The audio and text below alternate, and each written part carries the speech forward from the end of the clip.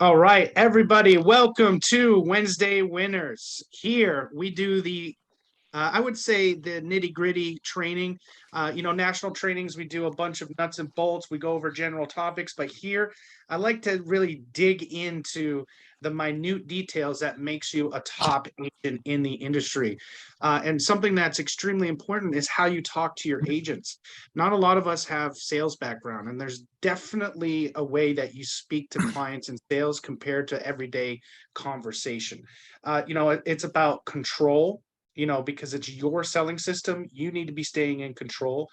It's about, eliciting emotion from your clients, evoking emotion from your clients, because this is an emotional sale. And it's about education and listening to their needs. Those are the major things that you need to really make a good sale and make a client feel valued and make a client feel like they made an important decision. Jared Leifert says something that I love. Insurance sales is like a Broadway show performed by a psychiatrist or something like that. And it's perfect because you're really trying to feel out the other person. You're really trying to figure out where their head's at, and you're going to use that pathway to get your way in to gain the client's trust.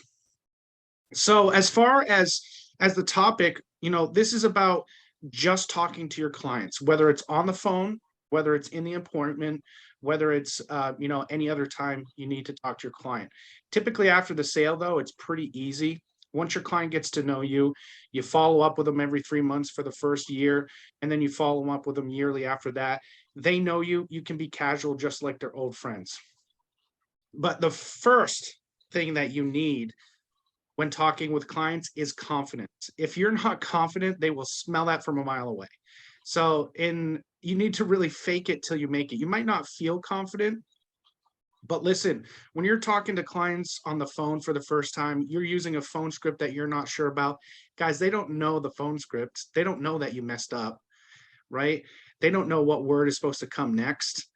So feel free that if you mess up, it's no big deal. They don't know. They don't know the process. So you can really build a lot of confidence in just that. And that's how I did it in the beginning, was like, hey, if I mess up, how are they going to know? Right? I can get away with that. So making sure you have confidence. Um, how do I put it? Well, when a client, let's put it this way. So if I'm on the phone and I'm like, hi, Stephanie, I'm Lake. I'm getting back to you from the Mortgage Protection Center. How are you today? Very shaky, nervous. The client's going to eat you apart. They're going to say, I'm not interested. Goodbye. But if I say, hey, Mark, I'm Lake. I'm getting back to you from the Mortgage Protection Center about a form you recently sent in. How are you today? Didn't sound salesy, but I got straight to the point and I sounded confident. Okay, that's the first thing that you need to do. So now as we getting through the phone script, you're going to want to talk to them after that initial intro. That is going to feel the client out to see what kind of temperament they're in. So I don't want to sound like a telemarketer. Hey, Mark, this is Lake getting back to you from the Mortgage Protection Center. I don't want to be like an old 80s radio host. Okay. I just want to be low and slow. Hey, Mark, I'm Lake. I'm getting back to you from the Mortgage Protection Center about a form you recently sent in. How are you today? Boom, low and slow. Now he's going to reply to me. Depending on how he's replying to me, I'm going to react. If he says, I'm great, how are you? Boom. He opened the door to allow me to talk and be myself. Hey, Mark, I'm great. Super windy here today. How is it down your way? Right? Can we trade weather for a little while? Because I'm up here in Maine. It's 31 degrees with 20-mile-an-hour winds, right? You can really open up and have a little bit of just few sentences of rapport building before you get to the point. But if they're rough and gruff and they say, yeah, what's this about? Right? I'm going to stay level tone until I get him to trust me a little bit. And how I do that is I use humor. So let's say, the client is, you made it all the way to the script, you're setting the appointment. So, hey, Mark, we do everything virtual now. Have you ever done a Zoom before? And he says, no, I haven't. I said, that's okay. It's super easy. All you have to do is click a link and I'll pop up on the other side. Now, Mark, listen, if you find me too ugly, when you pick up that video chat, you can just hang up. I won't be offended, I promise. right? Just those little things just to get them to open up works like a charm. Now, we've got the phone script out of the way. You made the set. You establish your confidence. You establish the process on how the appointments is going to work. Now we're in the appointment, okay? When you're talking to your clients in the appointment, you want to talk to them casually, like they're a friend that you haven't seen in a long time. So if someone picks up like, "Hey, Mark, how you doing? How are you and Sheila doing today?" "Oh, I see Sheila. She's coming in right now. How's your guys' day? How did you get to know each other? Who said I love you first?" Right? Who proposed to who? I'm going to start asking questions. This does two things. A, it starts to build that rapport. It gains a little bit of trust, right? Those are the two things. It actually does a third thing too. You take control of the situation. The person asking questions is the person who's in control. Okay. So I'm always curious. I'm always asking questions of my clients. All right. And this just keeps the ball rolling. That means I can also set the pace. So if I'm always the one asking questions, then I can wait for them to answer. And as soon as they're done answering, I can pivot on what we're going to next. All right. That's how you establish control. So if I say, let's say I've talked to them for about 5 minutes. How did you guys meet each other? Hey, we met each other in high school. Well, that's great. I'm so happy for you guys. Not many people, stay together that long these days, especially from high school. But I could talk your ear off, but I told you I'd keep this short. You see how I just transitioned to it? I made them answer a question, and then I was able to pivot. That's usually how you can transition into each portion of the sale. Okay. Now, something that new agents do, and I am guilty of this. I come from a background of car sales. So I'm talking at people all day long. And what I mean by talking at people is my blinders go on and I'm only spitting facts. So, hey, this is a Ford Super Duty. It's a 4-door. It's got a 6.5-foot bed. It's got 36-inch tires. I'm just spouting facts at them. So we get excited when we learn the products about sharing the benefits of the products. But what if they don't really, that didn't really, that's not something that was important to them, right? What if cash value wasn't important to them and I'm showing them a cash value policy, right? I didn't hear what they were looking for. So I need to ask questions in order to get there. Those questions typically are, okay, if this is an age lead, I'll talk to them straight up. Okay, so I'm glad I got a hold of you. You're finally ready to make a decision here today. But what kept you from making a decision the first time you got this form? Agents get so nervous asking that because they think that, oh, because they didn't do it the first time, they're not going to do it again with me. Right? That's not true. What I'm doing is I'm building my ammo. Okay. If I know how the last guy screwed up, I know what not to do and how to sell to them. Okay. I'm also asking them what do they have in place right now that acts like life insurance, or what do they have in place right now that would help take care of the mortgage? Okay. I'm building more ammo because if they have life insurance policies through work, personal policies, I can assign a purpose to those so that we cannot focus on those and we can get additional coverage. So I'll say, hey, you got those other policies. That's great. You got those for income replacement, right?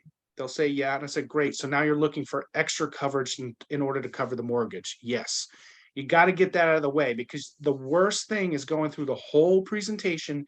You get to the numbers and they say, well, we already have life insurance. We're all set. Thank you. It's the worst feeling in the world. So you want to get that out of the way, right? And by getting that out of the way, now I have a little bit of ammo. If he says he has a whole life policy, I'll talk to him about what he's using it for. Well, I really like that it builds cash value. Ding, ding, ding. There's a key word. Maybe I have term quotes ready for him. Okay. Maybe I switch it up to an SUL that builds cash value because he's already used to it. He already likes it. He likes that idea, right? That's me listening to my clients.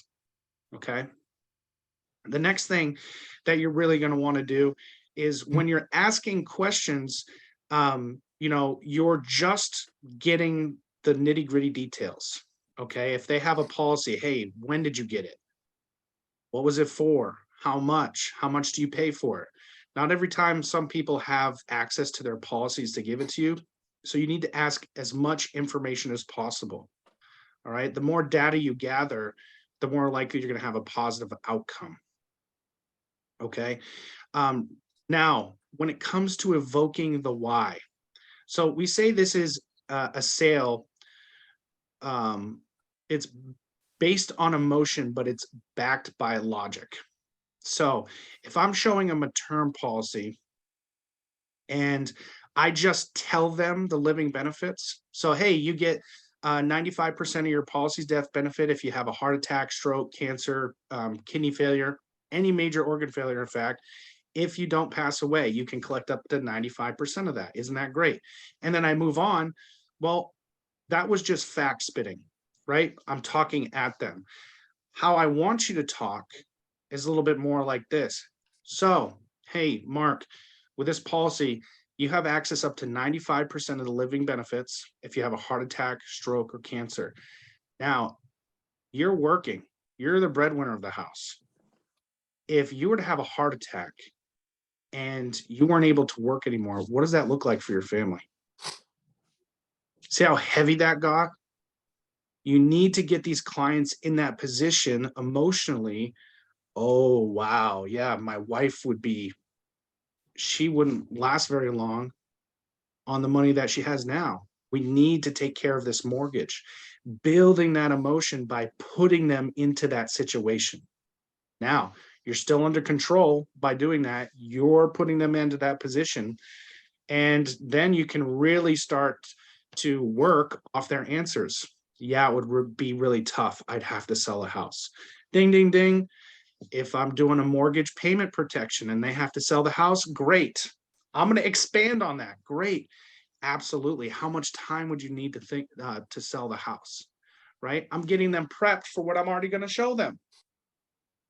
Okay. I know to a lot of you new guys, that doesn't make sense, but it will. You can come back and rewatch this on my channel.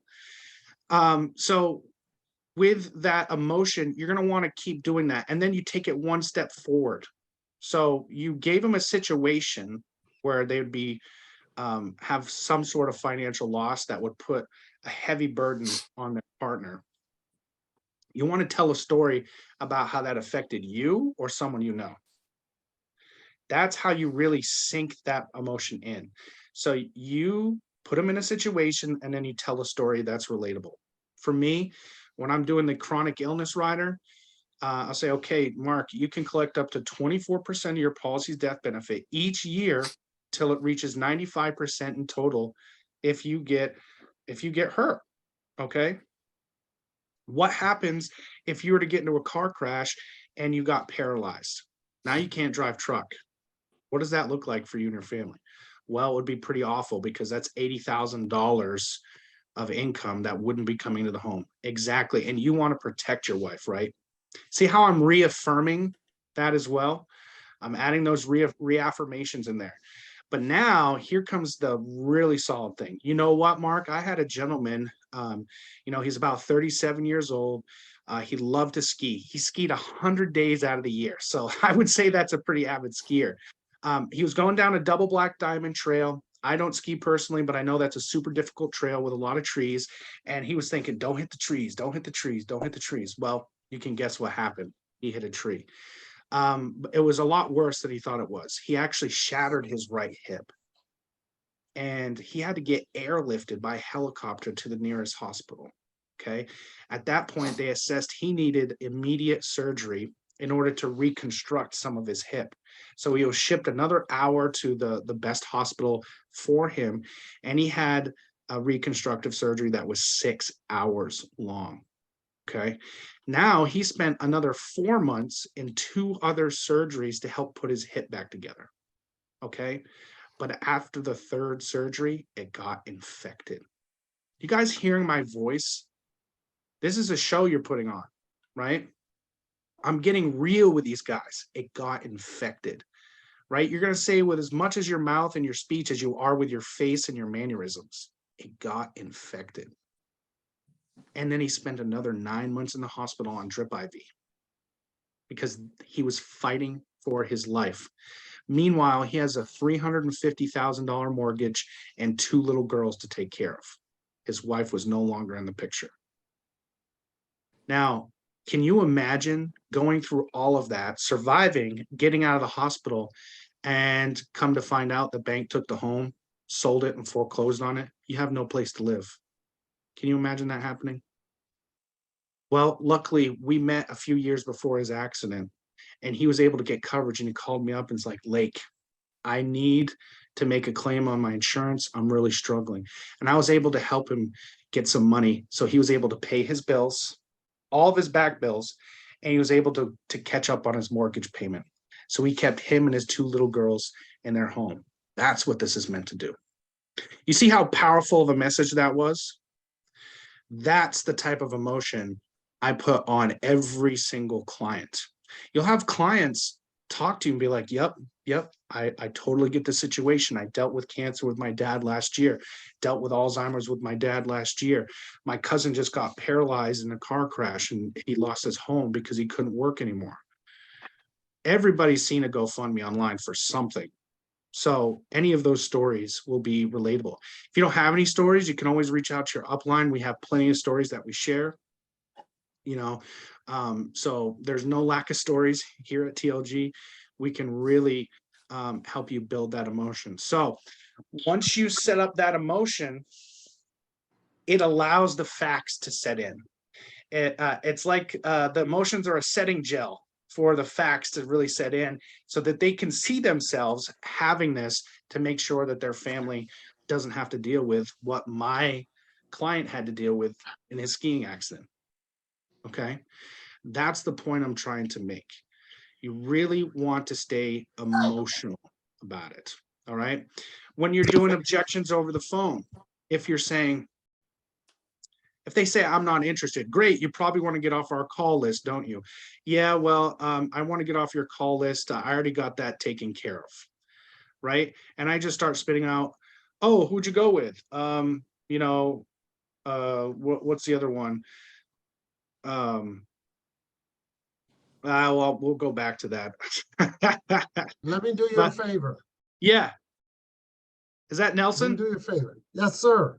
Let me do you a favor and help you get off the call list. Hey, you've got other coverage, if you don't mind me asking, so I can update my files. When you got that other coverage, did they give you the new kind or was it the old kind? Mm-hmm. Yep, exactly. You hear that inflection in his voice.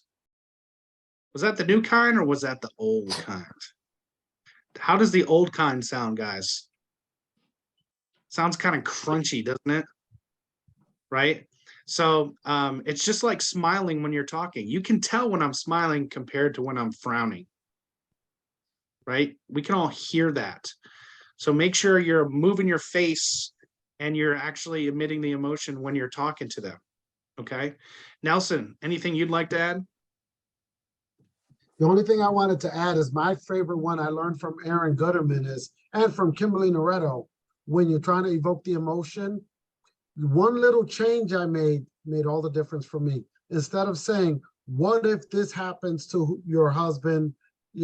I would say, it's been 30 days. Your husband went out to get pizza. He never made it back. Tell me what the last 30 days has been like. When you put it in the past and you ask, what have you had to do to keep the roof over your and your kid's head? Since it's in the past, it kind of, like you said, it's a setting gel. It kind of makes them go, what would I have had to do for 30 days? And they come back more emotional than if you're projected into the future. I don't know why. I just know they told me to do it. I did it. It worked. As most of the coaching I've gotten from my upline. I just try it. I don't argue. I don't but them. I just do it. And I know you're that way too, Lake. We make a suggestion to you. You just do it. You get paid and you say thank you. Right. Exactly. And, we get blessed to serve clients, but we have to get them in that mode, right? How often do you guys think about, your family dying? It's not a very pleasant thought. Right? It's not like it's going to pop in your head all the time. So we've got to get them into that mode so that they can accept the facts and the information. And we can set that with our emotions. Okay. So it's a little bit short tonight, but it's something really important that a lot of us need. Remember not to talk at your clients. Stay listening, stay asking questions, right? Because the more you ask questions, the more data you can collect and the more ammo you can get on how the sale should go. Okay. If someone tells me, hey, I didn't like what the last guy told me because he was trying to just sell me accidental. Well, two things go off in my head. That agent didn't know what they're doing, or why could he only get accidental? I would say, okay, why was he only selling you accidental? Well, because I have congestive heart failure. Well, I'm sorry that he was only trying to sell you accidental, but guess what? I do a combined policy. I can actually still get you approved even though you have congestive heart failure. Isn't that great? So I'm going to still try to sell him accidental, but see how I framed it? Now I know I can do a graded policy because he has congestive heart failure. That's guaranteed issue. He's getting that no matter what. And I'm going to talk about the benefits of accidental. That's guaranteed. And that is, he's not going to get denied for that. So now I'm bringing out that positive emotion. Oh, I can get approved. I've been waiting for someone to get me approved because I haven't been able to. I've been talking to these agents who haven't taken their time to listen to me, right? They think that's all they can get. It's a low commission. They don't want to do it. Now I can make someone happy, right? So that is how you build the emotion. Let's open it up for some questions. If you need to ask a question, if you go to the bottom of your screen, there should be a little bar that pops up. You'll see a little button that says reaction. Click on it and then click raise your hand. That way everybody doesn't talk at once. So we have 27 people on here. I doubt oh, there we go, Jason.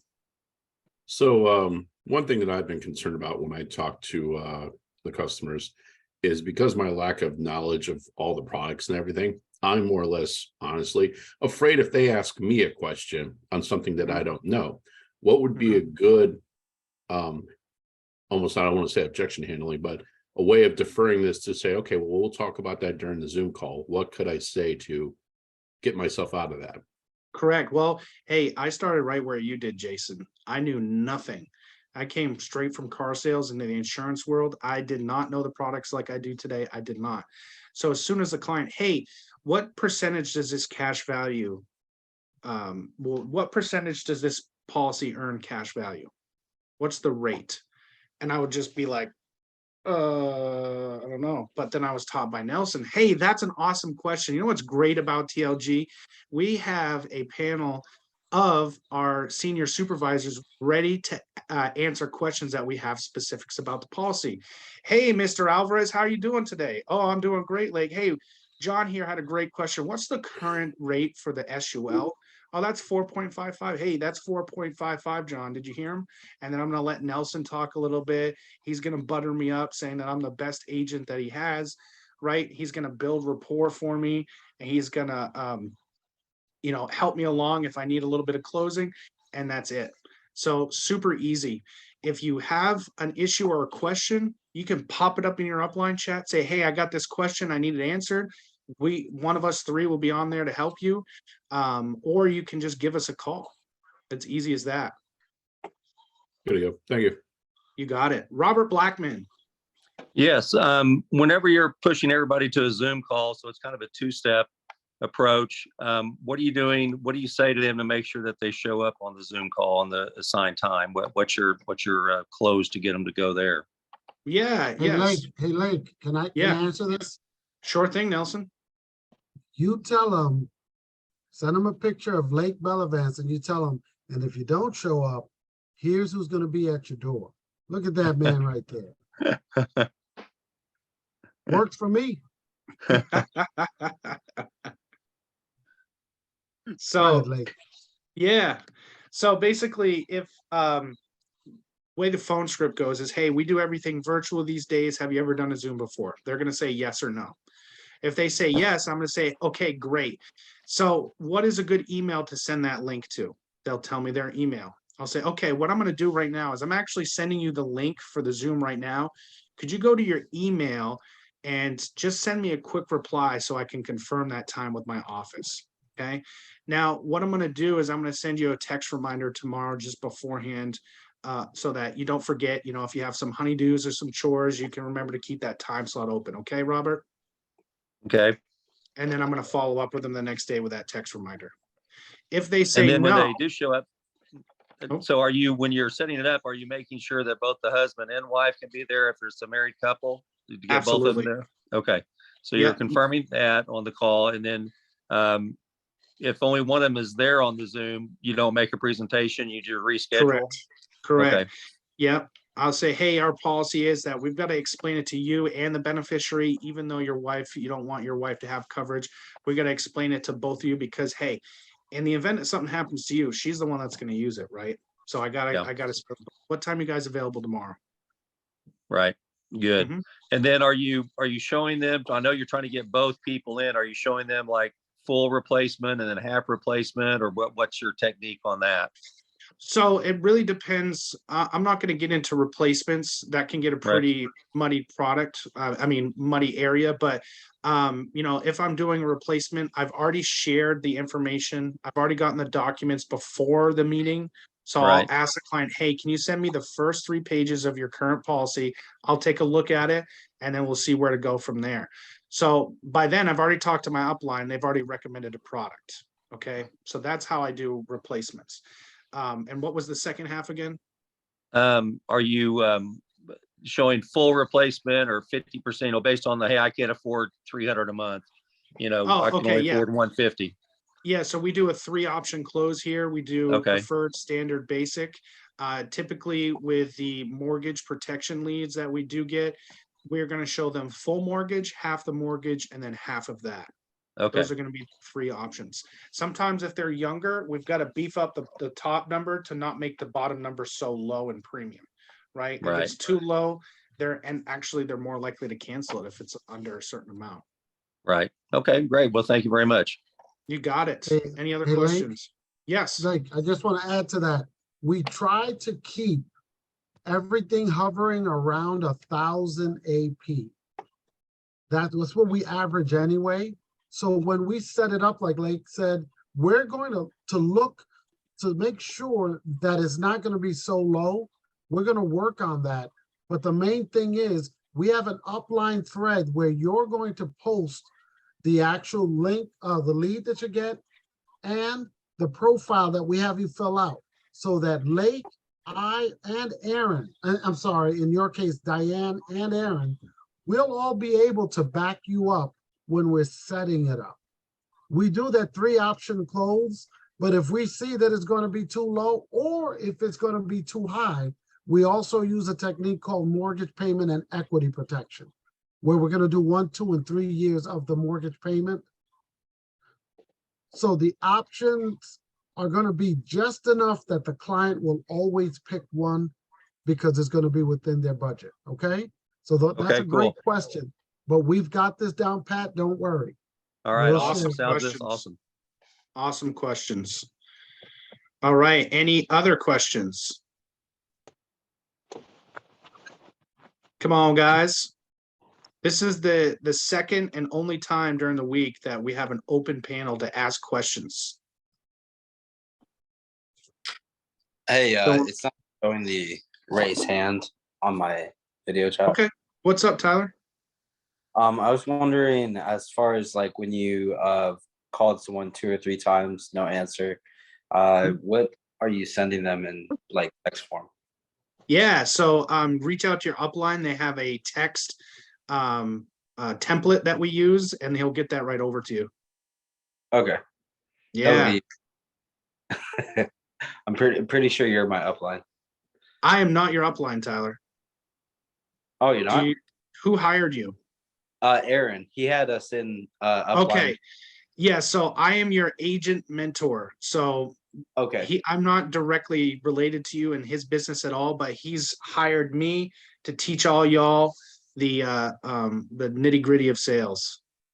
So would that be Aaron? Yeah. But I'm your agent mentor, so I'll just throw it up in your chat. Yeah, I'd appreciate that. You got it, buddy.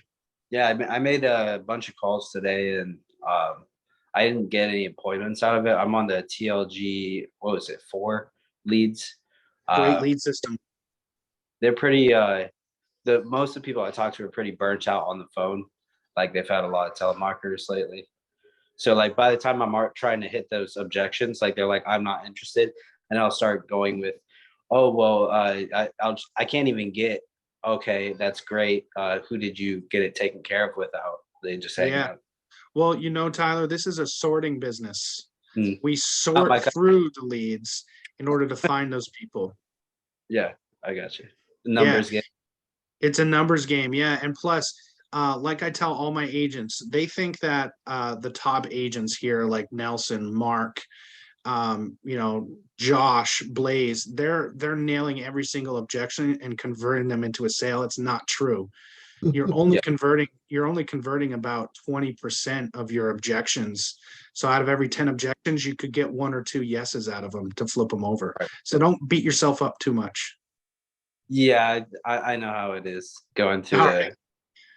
right. Thanks, man. You got it. Any other Blake? questions? Yeah. Like Aaron wanted me to cover something in mass form. We All were right. talking about it this morning. Hey, the other day, India asked a really good question. She was asking about the text reminder. And some of you have been sending a text reminder that says, in some way, shape, or form, hey, let me know. Hey, if you can mute your phone for a moment, I'd appreciate it. I got them. Some people are sending out a text reminder that in some way, shape, or form says, hey, put a C to confirm or an R so that we can reschedule. Okay? I want everyone to think about this. Hippopotamus. Before I said that, no one was thinking about a hippo, right? And maybe your client was not thinking about rescheduling, but you just planted the seed. So I want to give you a different way you can approach this. And Aaron's going to be covering this too. We want to hammer this because some of us are losing some appointments unintentionally.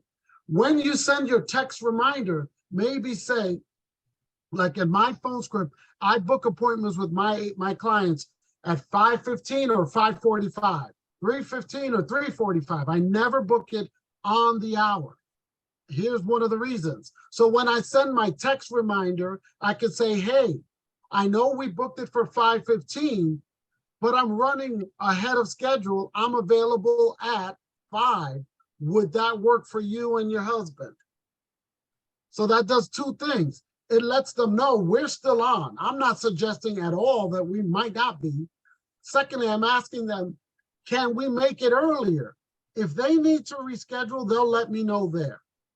Hey, 5 doesn't work. Can we keep it to 5:15 or can we move it to 5:30? But I'm not at all suggesting rescheduling for another day. So again, I'll say it. Hey, Diane, I'm looking forward to us meeting. I know we said 5:15, but I'm running ahead of schedule. Can you and Kurt meet as early as 5 o'clock? Please let me know. So it forces them to reply. Everybody have that? Any questions on that? I remember you doing that with me. When you were a client, yep. So if you're doing the cancel or reschedule, please cease that. We want to move away from it altogether. It's going to cause more headaches. You're going to get a lot more cancellations that way because we put it into their head. That's Right. You don't want to ever give somebody an out. And actually, Nelson, you brought up something that I totally forgot about. It's always positive during your sales and when you're talking to your clients. Let's say I'm talking to the client that has congestive heart failure and he wants to cover his entire mortgage with a term life insurance policy. Well, if you've been in the game long enough, you know that congestive heart failure is an automatic decline almost everywhere. We only have like 1 or 2 carriers that'll accept them at a graded policy. So let's start talking about it. If I say, well, Mark, unfortunately, you have congestive heart failure. Unfortunately, no carriers will accept you. Didn't I just make Mark feel pretty bad and embarrassed about his position, right? Instead, you want to formulate it like this. Mark, guess what? Even though you have congestive heart failure, I'm sure you've had a hard time getting insurance before. I can get you approved. How awesome is that? Hell yeah. Right?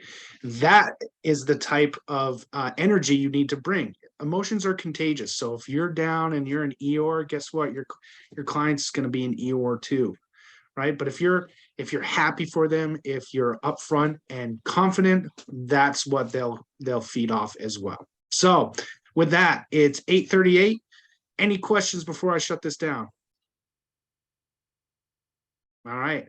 Guys, thank you for coming to Wednesday Winners. We'll be back next week for, well, let's say tentative. It's Christmas week, so I want all of you to work really hard because between now and next Wednesday is when you need to fit in most of your appointments, because as we get closer to the holidays, guess what happens?